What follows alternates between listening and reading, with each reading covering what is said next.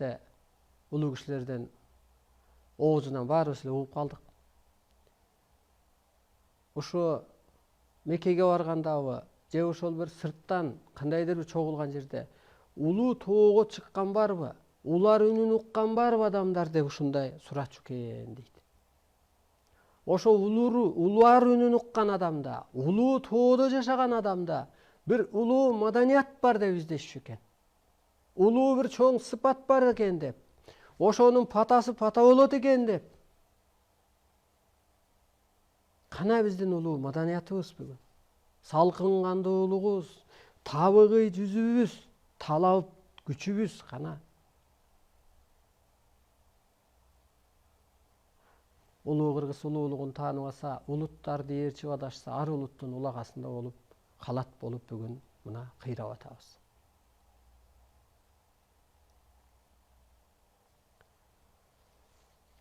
Ушу ойлонсом, эми бул адамзаттын жолу болгондон кийин Арстан алай.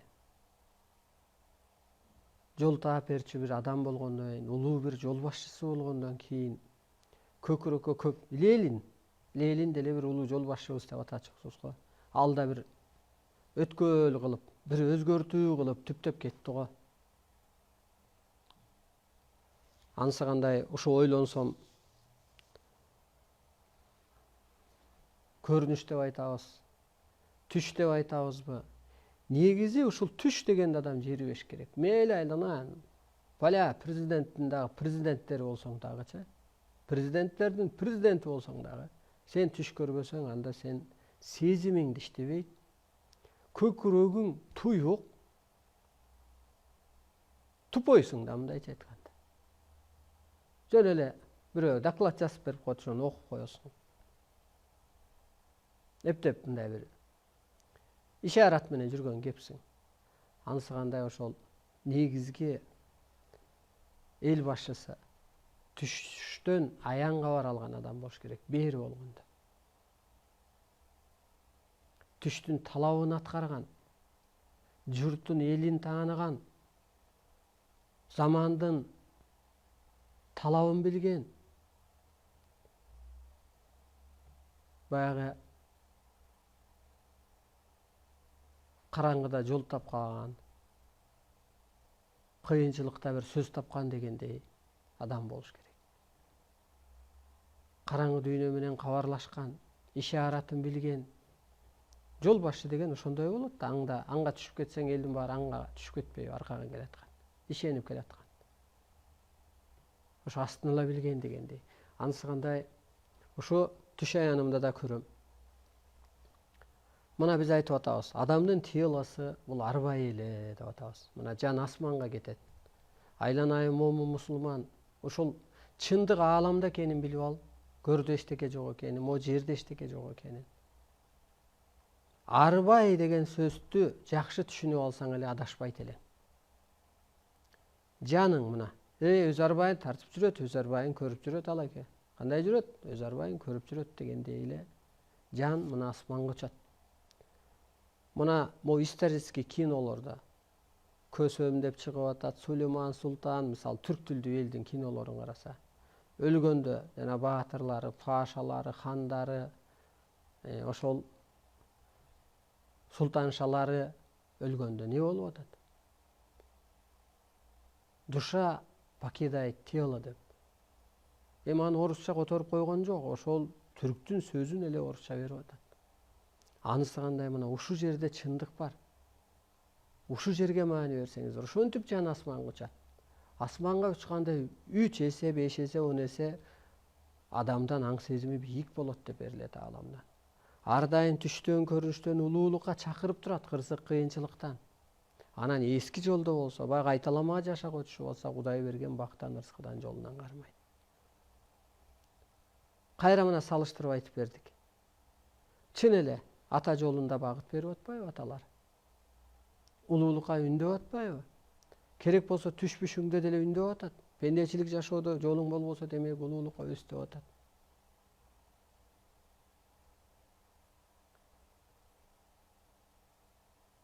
Мына ата тег арбайың ааламдан сени үндөп аткан болсо, ошону биз ойлогонбуз.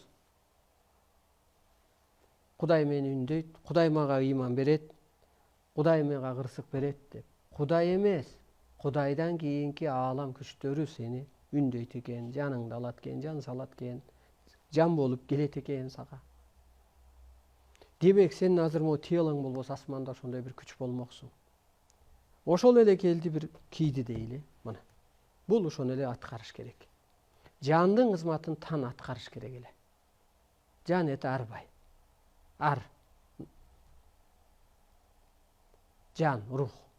Кайсы тилде болсо, ушу жан деп эле түшүнчү, душа деп эле.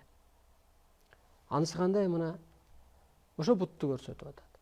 Бут жүрөк эмес, кан теппейт.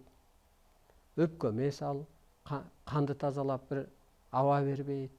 Бөйрөк эмес ал, ашказан эмес тамаксыны сиңиргидей. А кызматы эмне болду анда буттун? Ашказанго тамак сиңирет экен. Организмди кармап берет экен. Кызматы телону көтөрүп жүрүү, телого кызмат кылуу. Мына бут баш каяка баштаса ошол жака бут басып барып атат. Эгер бут болбосо адам агын сууну аралап өтө албайт эле, агып кетет эле, томолоп койт. Ошо сыяктуу бут кызмат болсо, демек сенин телоң деле ошо кызматка эле келген. Бул дүйнөгө мына меники кызматка келген. Оозум улуулукту сүйлөп атат. Демек оюм улуулукту ойлонуп атат. Улуулукту жазып атам, улуу түйшүктү тартып атам, улуулукка үндөп атам. Оозум дагы, мээм дагы, мына бу жерге келдим, бутум колум. Анысы кандай мына? Караңыз, жана кайберен эчки текени. Анан кайра үйдө камалган эчки текени караңыз. Үйдөгү эчки теке ал айга да карабайт. Ошо кичине ары болсо, кичине эти болсо эле болду, кошула берет. Айырмасын караңыз. Анысы кандай? Адам пендечиликке түшүп кетти. Жанагы кайып касиетин жоготуп ийди. Мындай эле ошо эчки теке, тоол, кайып, берем менен жөнөкөйдү салыштырганда эле. Адам ошо табыгыйын жоготуп ийди. Табыгый талабын, табыгый акыл эсин жоготуп ийди. Коро ошо кой кочкорго, коро дагы эчки текеге окшошуп калды бүгүнкү күндө. Эмнеге жашап атканын деле билбейт. Живот деген бекер эмес экен дедим го. Живот. Животный. Животный эмне үчүн жашайт? Курсак үчүн жашайт.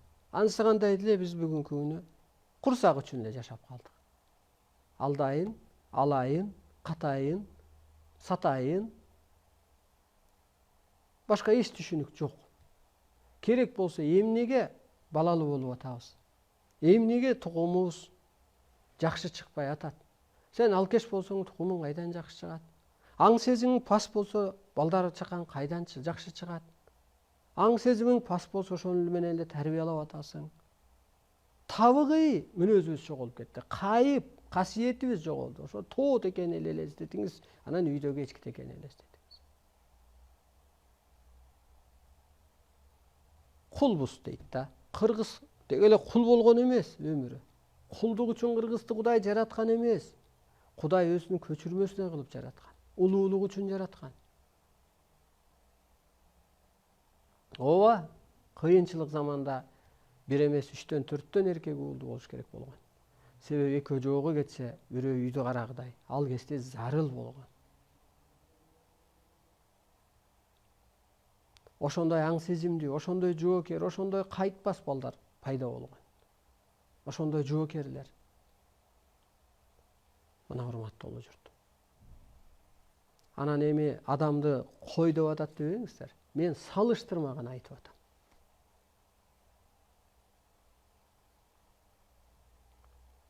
Ошончо намысыбыз жокпу? Жок дегенде ушул журтубузду сактап бериш үчүн тикебизден тик турганга коркок бай конушун сатат. Мына кече жакында болуп аткан жашообуз эле өзүбүздү окутуп атат. Мына бүгүнкү күндө эл башчы, элден үмүт өткөн башчыбыз айтып атат. Ислам академиясын ачышыбыз керек, аны мамлекет көзөмөлдөп турат.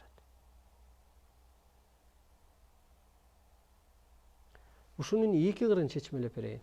Кыска эле мындай эте чоң кырлары. Ача берсин.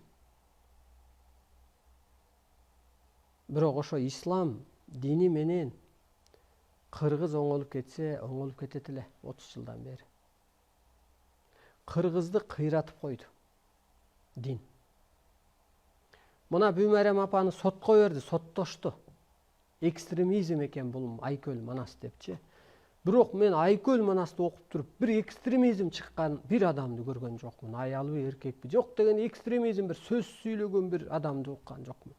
Кетирсинче укмуш, өзгөргөнүн, тарыхты окуган, ошондон тарбия алганын, керек болсо кыргыз ушул илим менен бирге окшойт деп талпынган, ошол илимди тараткан адамдарды көрдүм. Ар кандай агым динден не деген балдар кетти Сирияга адам жазалайбыз деп. Не деген балдар азыр артка кетти. Не деген үй бүлөлөр бузулуп атат. Бул бир жагы. Экинчи кыры жаңы доордо рухий, диний өскөндөрдү арбайлар, периштелер, инопланетандар жазалайт болуп атат. Эски түшүнүк менен жашаган адам, ошол дин карманган, техника тутунган, мына техниканы чукулбай берген.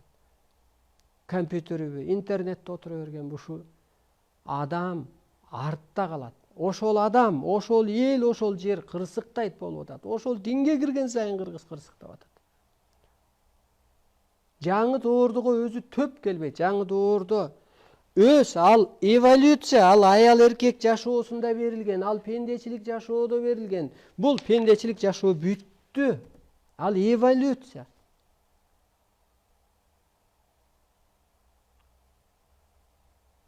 Анан дагы айтып атат ушу киши. Кыргыздын каада салтына төп келген дейт да тоогулай. Кайсы жерибизге төп келип атат ошол? 20 жашта сакал коюп алган. 18-те сакал коюп алган. Ошо төп келеби кыргызга? Кыргыз аксакал болгондо койгон. Ак жоолуктун ошончо энергиясы болсо, аксакалдын не деген керемет энергиясы болчу. Аксакалга татыктуумунбу деп улуулардан сурап, байкесиненби, агасынанбы, аксакалдарданбы? Мен татыктуумбу, ошого сыпатым жеттиби? Мейли жашым жетсе жеткендир, а сыпатым жеттиби деп алардан уруксаат алып, мен сакал койгонго деп. Анан алар макул десе кичүүлөргө барып, мени аксакал катары кабыл аласыңарбы? Мени улуу аксакалдар уруксаат берди. Аксакал болгонго сен сыпатың жетти, улуулук маданиятың жетти деп. Анан кичүүлөр макул болсо анан койгон. Ушу жери туура келип атабы? Ойго түшүбүз керек кыргызды. Динди чан деп аткан эч ким жок, бирок сен өзүңдү таанысаң, дин кайсы жерде экенин билип аласың.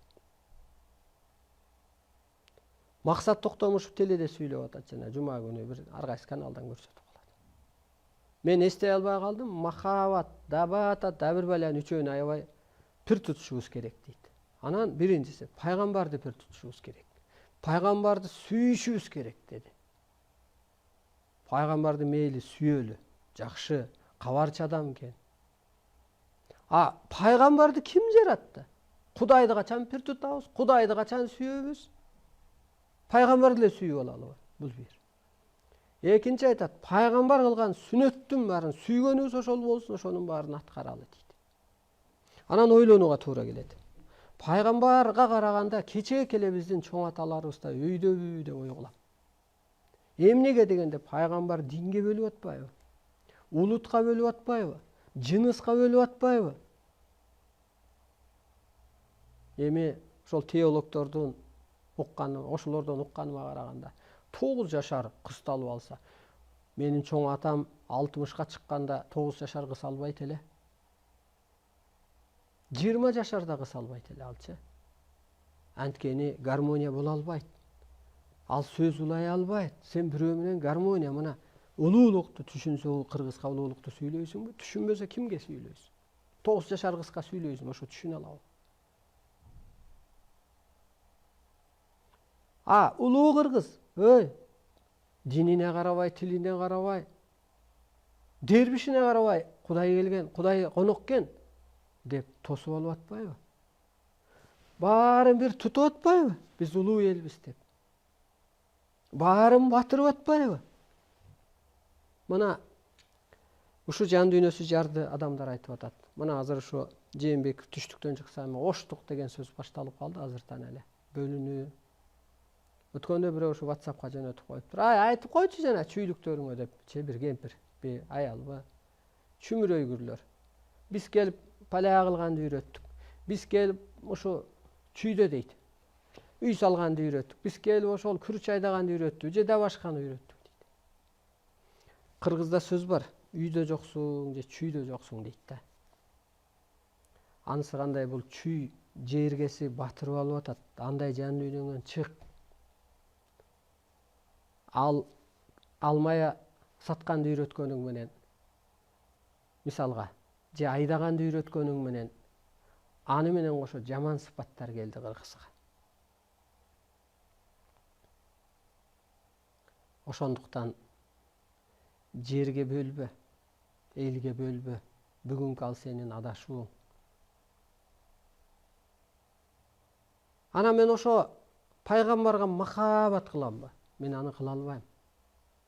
Ага караганда ата тегиме карасам, ошол туура жол.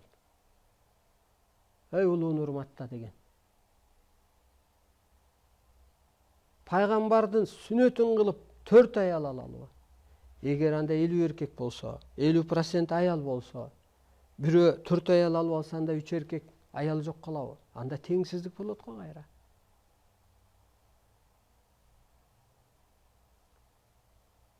Бул эмнеге делгенде эволюцияга чаптабагыла. Өзүңөргө жакшы. Эволюциядан чыккыла. Таңуулаба.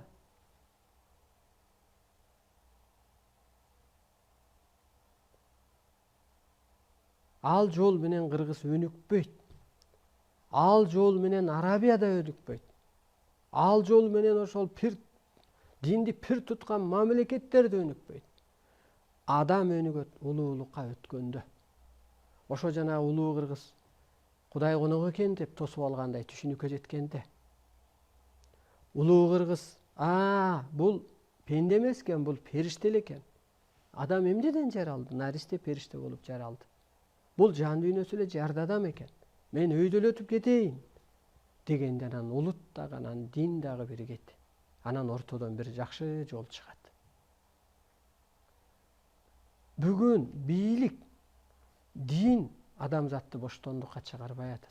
Адам биринчи боштондукка чыгыш керек. Керек болсо кул сезимди жой деп берилет ааламдан. Кудайды жой деп берилет. Кул сезим деген сөз. Ошондо Кудайды жой деген сөз бул сыйынбай, сырдаш сыйкыр касиетти иштет деген. Ошондо Кудай деген бул арбай. Арбай кайра сенин жаның. Сен тетиринче ошол анатомияң ошол арбайдын астрологиянын ролун аткарсын. Ошол түшүнүккө жетсин. Кооптоно берсең, корко берсең, анда сенде боштондук болбойт. Сен эмнеден коркосуң? Чыныгы, бутуң кызматка теланы көтөрүш үчүн жаралгандай, сенин телаң ошо бут сыяктуу эле кызматка жаралган. Кел чыныгы ишти кыл. Акыры эмне бааланып атат? Эки чоң нерсе. Бул дүйнөдө өскөн жан дүйнөң бааланып атат. Анан кысматың бааланып. Ошого карап ааламдан, бейиш ааламда, көрдө эмес, айланайын мусулмандар. Кел бир далилим мен далилдеп берейин. Бейиш ушул көрүнө дүйнөдө. Жан дүйнөң өссө бейиштесиң. Мына. Акырында эки нерсе бааланып атат. Жан дүйнөңдү өстүр.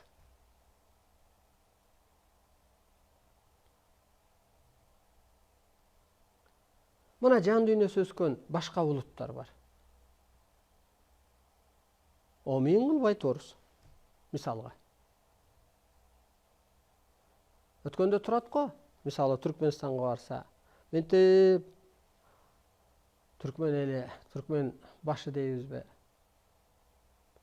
Саясатчылары гимн коюп атса, ментип эле турат го, бутугу туз кылып эле. Жан дүйнөсү өскөн ал адамдын. Өзөгө өскөн, чындыкты сүйлөгөн, ошон үчүн анан улуу күчтөр колдоп коштоп берип атат. азыр дагы ушу эволюция жолунан чыкпаган үчүн саясатчылар кырсыктап атат. Карапайым эл тетирисинче ошо касиет, чындык, улуулук болгон үчүн өсүп атат. Орун алмашуу болуп атат. Анткени каражаттын доору бүттү дагы касиеттин доору башталды. Касиет иштегени калды, энергия иштегени калды бул жаңы доордо. Ошон үчүн кыргыз дүйнөнү башкарат. Эмнеси менен? Касиети менен, энергиясы менен, улуулугу менен, арбайлык сыпаты менен. Мына инопланетандар дүйнөнү башкарат деп берилет. Инопланетанга айлан деп берилет да. Анан инопланетанды кайра периште деп коет. Ошондо марка. Инопланетан. Көрсө ал инопланетан деген сөз өнүккөн күчтөр, аң сезими бийиктеген күчтөр, арбайлар, бай, аң сезими байлар. Марка. Өнүккөн мамлекеттин машинелери. Мисалы, от алдырсаң жеңил. Мисалы биздин советский машинени ат баштан келгиче 3 жолу капотун ачпасаң жетпейсиң да. Автоолун караш керек, суу посун караш керек, жолдон кичине дөңгөлөктөрүн тепкилеш керек. Иномарканы майдан май алмаштыргыч айдап атпайбызбы, капотун ачпай эле. Ошо сыяктуу сиз дагы ошо инопланетан, бул өнүккөн дүйнө ээлери. Ансагандай аң сезимди өнүктүр. Түшүнүгүңдү өнүктүр. Инопланетанга айлан деген. Же болбосо кыргызча сөз менен айтканда улуу сыпатка калыптан. Улуу иштерди кыл, улуу сөздөрдү сүйлө.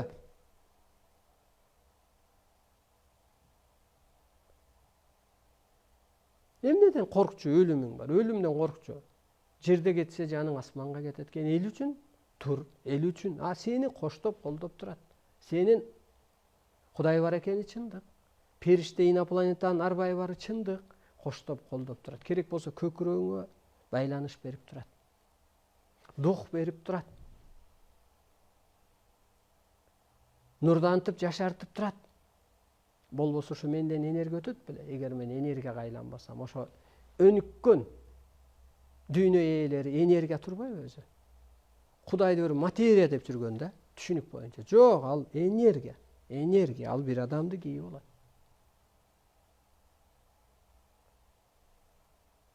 Керек убакта. Сен тоого чыксаң, баса албасаң лыжа кийип аласыңбы? Адам эле ойдон, керек сага. Мал кайтарсаң ат минип аласыңбы? Анысы кандай?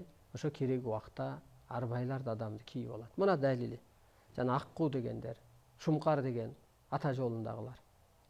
Өзөлөр аялды кие калат, пата чыгарып берип коет. Багыт берип коет. Палайтчы ата дептир элечи. Андайын ал бир сөзүн да эстеп калбайт. Ал керек болсо тонун да өзгөртө албайт. Ал скоросун да өзгөртө албайт. Кандай берсе ошондой чыгарат. Ошондуктан арбай бары чындык. Эгер сен билсең, жаңы доордо арбайсың. Анан сен кимге сыйынасың? Кул сезимиңди жойчу, айлана. Кул сезимиңди жойсоң, коркуу жоюлуп атат, кооптонуу. Кооптонуудан, коркуудан, шектенүүдөн, эртең келечегин көрбөсөң, анан оор ошондон болуп атат да. Кысылуудан, кыжаалатчылыктан. Келечегиңди көргөндөн сен учурчак менен жашап кете бер. Учурчак менен жашасаң, келечегин көрүп турсаң, сен аалам күч экениңди билсең, ошондой эле бир кереметиң бар экенин билсең, алар менен тең ата экениңди билсең. Мына мен сүйлөгөндө алар иштейт да. Ошон үчүн аны эстейсиң, ошон үчүн уктайсың, ошон үчүн айыгасың, ошон үчүн духуң көтөрүлөт. Мен бул жерде эле турган бир энергия өткөргүчмүн. Көктүн ролун аткарчумун. Көрдүңүзбү, сага иштеп берет. Сиз ошо бийик түшүнүк өтсөң. Кудагый менен кудагый сүйлөшөт го. Кудагый менен куда бала сүйлөшпөйт да. Анысы кандай? Сиз да ошо улуулук өтсөңүз, Кудайдай сыпатка жетсеңиз, анан ал күчтөр сиз менен иштеп берет. Ошондуктан кыргыз ошол Кудайдын ордун аткарат. Өнүккөн күчтөрдүн ролун аткарат. Инопланетандардын өнүккөн цивилизация күчтөрүнүн ролун аткарат болуп атат. Алар ошо өнүктүрөлү деп жерге түштү. азыр таның, жаның үчүн гана өсүп ал. Дүйнөнү сен башкарбай эле кой. Башкарылып атат дүйнө. Мына бул жерде айтылат. Кудай ордун адам аткаргандан анан алтын доор курулат депчи. Аны арсынлай аткарып атат. Жоопкер, бийик аң сезимдеги, улуу түшүнүктүн ээси Кудайдын ролун аткарат дейт. Анан анын ишеними менен түшүнүгү киргенде анан топ-топ закон иштейт мына. Мен айткам го, Америкага шарт окугам. Орус тилде дагы пресс-конференция бергенбиз. Кытайга, Россияга, Кыргызга деп. Мына Американы. Табиаты не кылды? Өрттөн 1000 киши жоголсо өлдү, эми жок. 1300, 900 палекет киши. Кандай? Канча сумма? Канча чыгым? 12.000 үй өрттөлсө, дагы түгөйлөк болсо. Биз аалам сырын ачканда түндүк түштүк Муз океан жоюлуп кетет. Себеби кар өзү бир иштеле элек, ачыла элек бир сыр болот. Канчалык ачканда ошону дүйнө таң калып атат да, эмне болуп атат? Күн мынча жылып кетпеди. Астынан эмне жер титиреп атабы депчи. Алар ошентип чукулап отургуча биз куруп коебуз алтын доорду.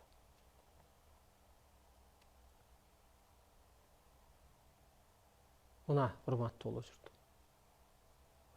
Мисалга мен милиция болуп иштей албасам, мурун иштеген болбосом, мен болуп иштегем деп айта албайм да, мына жалган да мен үчүн. Же болбосо мен ушул жерде журналистмин, же могу телени мен 30% меники деп айта албайм да, жалган да. Көрдүңүзбү, жалган нерсени айта албайсың. А мен чынында эле айтып атам го, мен ушу көктүн ролун аткарып атам. Ааламдан так берилет, жаңы Кудай адам болдуң. Эски Кудай банкрот болду, нөлгө түштү. Ал иням болчу депчи. Сен жаңы Кудаймын деп чыкпасаң, адам адаша берет. Бер жолун. Бардык жолун таап бер деп берилет. Анан ойлоном бул. Эски Кудай менен жаңы Кудайдын айырмасы кандай болду экен деп. Анан эски Кудай десең кичине эле кудурет иштейт дейт. А жаңы Кудай дегенде чоң бир теңдешсиз энергиялар иштейт. Анан чын эле эски Кудайдан 20 жыл, 30 жыл тиленип, суранып айыкпаган адамдар келип бир 3 саат сабакта айыгып кетет. Өзгөрүп кетет. Кырсыгып, кыйналып, аллалап сурап жүргөн адамдар келип туруп өз ордун таап кетет, жол ачылып кетет. Өлбөстүктү улуу Кудай бере алган жок. Арыстан алай берип атат. Өлүм сырын эмнеден пайда болду деп. Анан ойлойсуң, эки дүйнө биригип атат да. Инопланетан өнүккөн күчтөр жерге түштү. Жер адамын өйдө көтөрөт. Пендечилик жоюлат, аалам жоюлат. Адам жоопкер болуп калат. Мен алтын доорду курушум керек. Мен чындыкты сүйлөшүм керек. Мен улуу күчтөрдөй жашашым керек.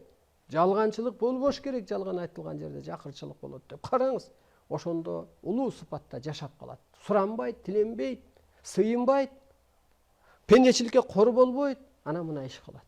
Анан өткөндө айтам го, арсынлай адамзаттын жолу болгондой. Анан бул жерде молдодо эмес, айтып коюп анан өзүң башка жолдо же пендече жүрүүдө эмес.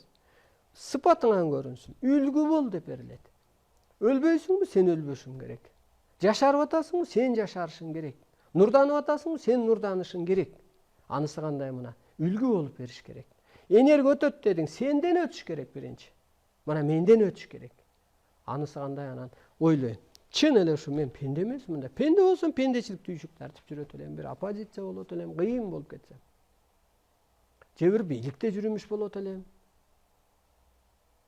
Же бир бай болот элем. Чын эле улуу турбаймбы? Улуу болгон үчүн улуу күчтүн үнүн угатпаймбы?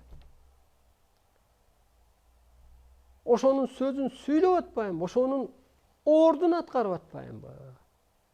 Ошонун эсебин аласың дейт. Эми адамзат куш тепкен кекиликтей колуңа түшөт. Отчет берет сага деп. Сен бир гана шарт окуйсуң, көккө айлан деп. Сабак бересиң, эне ата катары болосуң деп. Бул эмне деген сөз дегенде, бул улуулук, урматтуу боло жүрдү. Келиңиздер ушу жок дегенде кайып, табыгый мыйзам менен жашайлы. Ушу мен төрөткөн бала күнү кечигип калбайбы? Соролобу, бутка турабы дейли. Кайбиринче, жок эле дегенде. Мен тукумумду, же элимди, журтумду, же ааламдык милдетимди аткара аламбы, сактайынбы дейли ушинтип мындай тиккебизден тик туралы.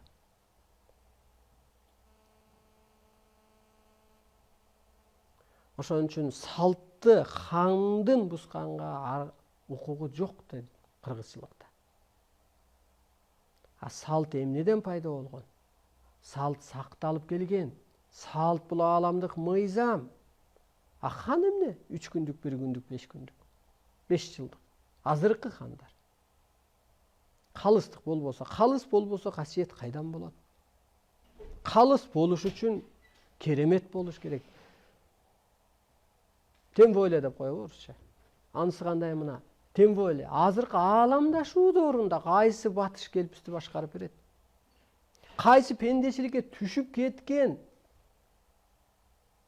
бир утурумдук бир чөйрөк ошол тилде берген дин келип бизди башкарып берет? Ушу ааламдашуу доорунда. Өзүн тааныбай атат алчы. Арбакты жок дейт да. Ой ата салтыбызга туура келсе дин арбакты жок дейт беле. Эл башчысы ошентип атат да. Ал докладты ким жазып берди? Келчи мен замечание коюп берейин ушу докладка кишиге. Ошондуктан ордубузду билели.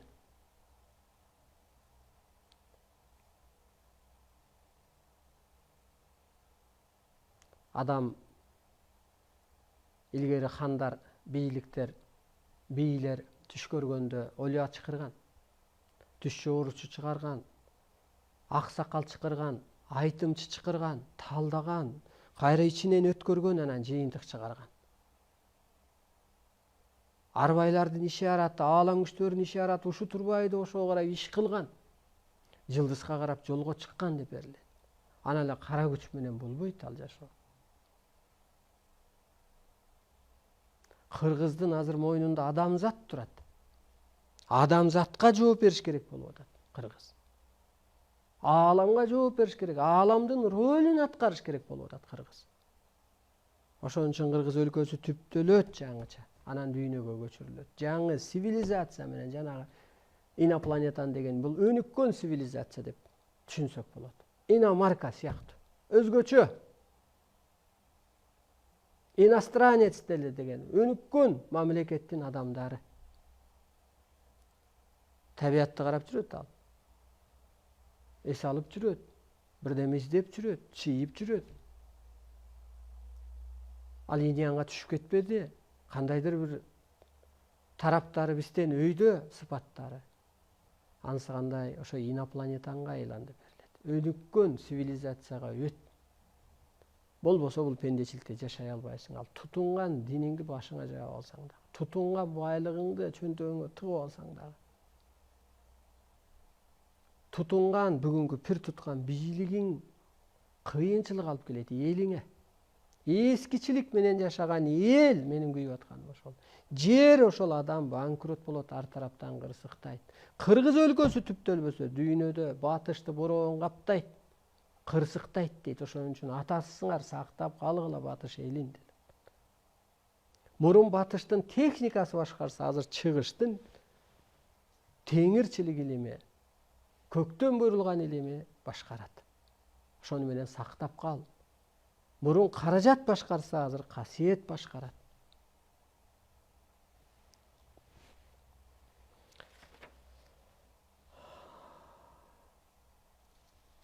Ошо суроолорго азыр көптөр жооп кылалы. Эми сөздөр өтө көп эле.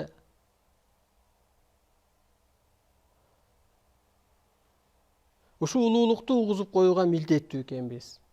Мына муну укпаса адам өсө албайт экен. Мындан ушу журналист окмуштуулардын иши көп эле, кызмат кылыш керек эле, кызмат кыла албай кырсыктап атат. Ушу Арыстан Алайдагыны алып, улуттарга, карапайым элге ушулар жеткириш керек эле. Тилине которобу, техникасына салабы, бирдемени монтаждайбы, бир жөн эле азыр оппозицияга түшүп алды да журналисттер. Андан эчтеке чыкпайт, жөн энергия коротуп атасыңар. Эгер ушу журналист болсун. колуңан бир нерсе келсе. Улуулукту угузуп койгонго милдеттүүбүз. Болбосо адам кырсыктай берет.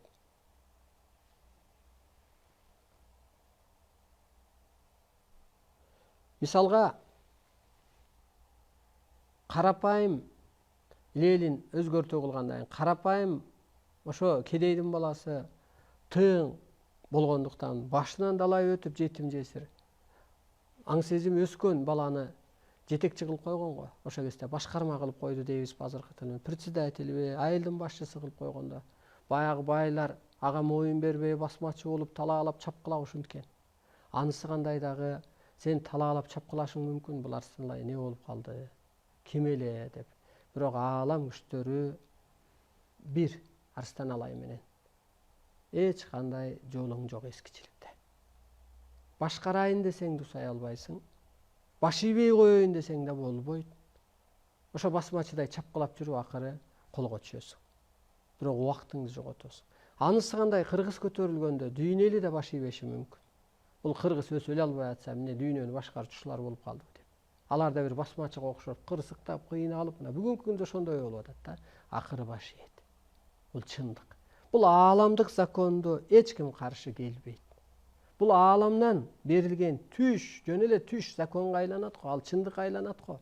А бул закон өзү. Бул сунуш, талап, тапшырма. Ошондуктан аргаңыздар жок. Баш ийбегенге, улуулук өтпөгөнгө аргаңыздар жок. Өйдөлөбөгөнгө, өспөгөнгө аргаңыздар жок. Энергияңыздарды коротпоңуздар. Жаштыгыңыздарды сактап калыңыздар. Ден соолугуңарды, таныңарды, жаныңарды сактап калыңыздар. Эртең кеч болуп калышы мүмкүн. Себеби ааламдан берилет эмоцияда же эскичиликте жүргөн адамды сактап калуу кыйын болот деп. Себеби айыкпас дартка түшүп калса, ал кеч болуп калат, сактоо деп. Ал 50 жылга, 30 жылга да уланбайт. 3-5 жылда адамдын көбү энергия тээп кетет деп берилет. Ошондуктан кел, илимиңди ал. Мен сенден пул сурабайм. Сенден кызмат сурашым мүмкүн. Укканыңды элге жеткир, бирөөнү куткар деп. Утушуңду сурашым мүмкүн, өсүүңдү сурашым мүмкүн. Атаң Кудайың дегендей эле ата деле баланын өсүүсүн каалайт. Ата деле баланын жакшы чыгышын каалайт. Ата деле ошо баланын колунан жеңилдеп кетүүсүн каалайт. Анысы кандай Кудай арбай деле ошол атадай кызмат кылып ийсең күнөөңдү кечирбейм деп турат бул жерде. Күнөө жасаган адам жаман эмес, ал жан дүйнөсү жарды деп эсептейт. Ошо акка айланып кетсең, кызмат кылып ийсең эле күнөөң кечирилет деп. Күнөөңдү кечирбейт. Коштоп колдоп берет. Ата Кудайың дегендей эле Кудай деле өтө жөнөкөй. Ошо пайгамбарларыңдын деле арбагы ушул каалоодо. Ал Кудайдын мыйзамынан алыс кетпейт да. Ошон үчүн сен паля сурансаң дагы пайгамбарың бербей атканы, Алланын бербей атканы ошол. Алла мыйзамын өзгөрттү, жүзүн өзгөрттү, көңүлүн өзгөрттү, талабы башка. Өс улуулукка. Улуттарды бириктирсен, динге эмес, улуулукка. Динге бирикпейт. Ал сезон бүтүп калды. Ошондуктан аргасыз баш ийесиң. Чык, оппозицияңды коюп тур, сен өсүп кетсең улуу күчтөр коштоп колдоп берет. Ошо өткөндө айттым го, аймакты өнүктүрүү, ошо аялдарды өнүктүрүү.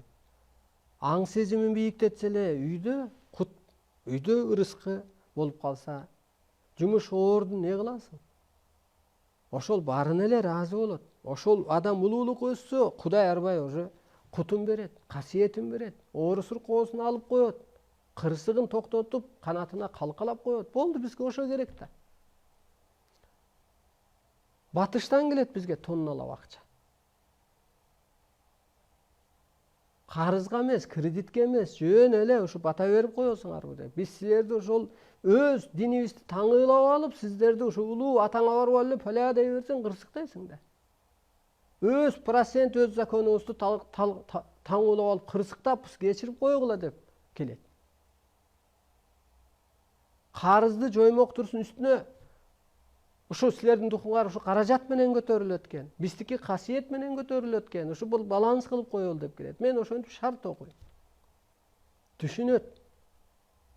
Муну карапайым адам могу ак карага түшүп кеткен саясатчыга караганда дүйнө башчылары кенен түшүнөт, анткени издеп жүрөт алар. Алар өсүп алган, алардын кайгысы каражатта эмес, алардын кайгысы кантип сактап калууда.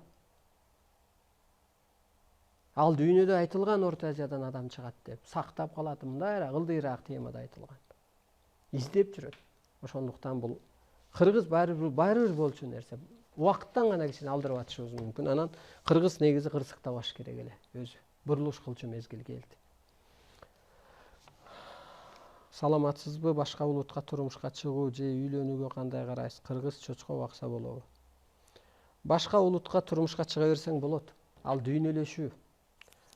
Тили, дини бөлөк болушу мүмкүн. А бирок жан дүйнөсү бир. Ал асманда улут жок, ушуну билиңиздер. Асманда тил жок, дин жок. Асманда бир аалам күч ошол эле жерге түштү. Сен эжең кызы шаарда чоң, Америкада чоңойсо, америкача сүйлөп келет, аны жерийсиңби? Өсүп калды, ошол жерге калыптанып калды. Жолуң барбы? Чыга бер. Адагы жөн эместир. Кыргыз чочко бакса болобу дейт. Эми турмуш шартка туура келсе бага бер. Эмнеси анын, эмне зыяны бар экен? Ал да бир жандык. Сага пайда берип атабы? Ыгы болуп атабы? Башка арга болбой атабы? Бага бер. Пайгамбар палия деп айткан депчи. Пайгамбар кыргызды билет бекен өзү? Ошо бир кыргыз жөнүндө бир айткан сөзү бар бекен? Кыргыздын улуулугун билет болду бекен? Ал бир өз чөйрөсүнө түшкөн бир кабарчы эле адам, ушуну эсиңерден чыгарбагыла. Андай кабарчы 90 көп.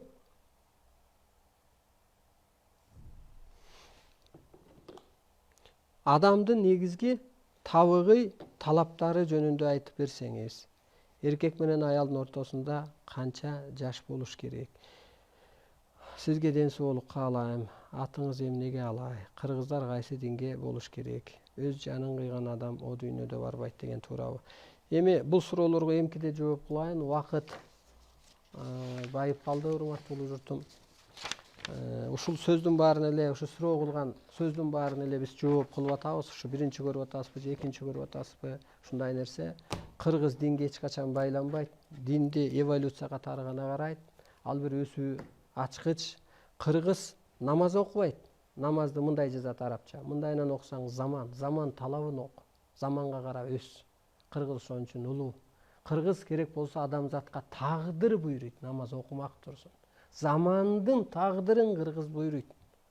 Кыргыз жылдыз, астрологический прогноз деген ошо кыргыз буйруганда ал табиатка чагылышып ушундай буйрулат. Кыргыз өзү арбай, ушуну эсиңерден чыгарып ал. Анан кайсы динди карманышың? Эмнеге мен карманам? Окшобогон нерсени эмнеге кармайм? Мен даже пендечиликти карманбайм. Жөн пендечилик жашоого колумду мынтип кирдетпейм. Урматтуу журтум,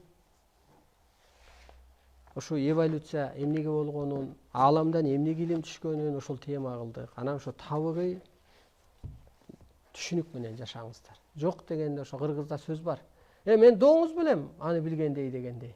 Анысыгандай ар жандыктын дагы ошондой бир орду бар. Жок дегенде ошол бир анча-мынча табыгы жандыктардан сабак алып койсок дагы ошол бир чоң калыптануу. Адагы жөн эмес. Мисалы бүркүт. Страх жок, коркпойт, каалаган жашоосун кылат. Ошондуктан көп жашайт. А сен корксоң, кооптонсоң, сыйынсаң, анан рамкага салып атат дин баарынанчы. Убакытка байлап салып атат диндин. Эң жаман жери да. Убакыт жоюлса адам боштондукка чыгат. Учурчак менен жаша. Ал паля болду, таля болду, анан окубай калсаң баля болду. Ошондуктан эртедир, кечтир ушул мен жеткен түшүнүккө жетесиң. Анан ошондо айтасың, мен чын эле убакыт коротуп турмун. Чын эле мен энергия коротупмун. Мен жаштыгымды коротуп, мен ошондо кысылып жүрүп, өзүм ооруп калдым, өлүп калдым деп. Ач кылыч жатаарда. Кымызбы, шарап, азыраак ошо денеңди бошот. Түшүп кетпе? Ач кылыч, ачыган айран ич, ач кылыч, ошондо ичиңде ичегиңди тазалайт. Көрдүңүзбү? Ошон үчүн кыргызга төп келбейт сырттагы мындай рамкалар.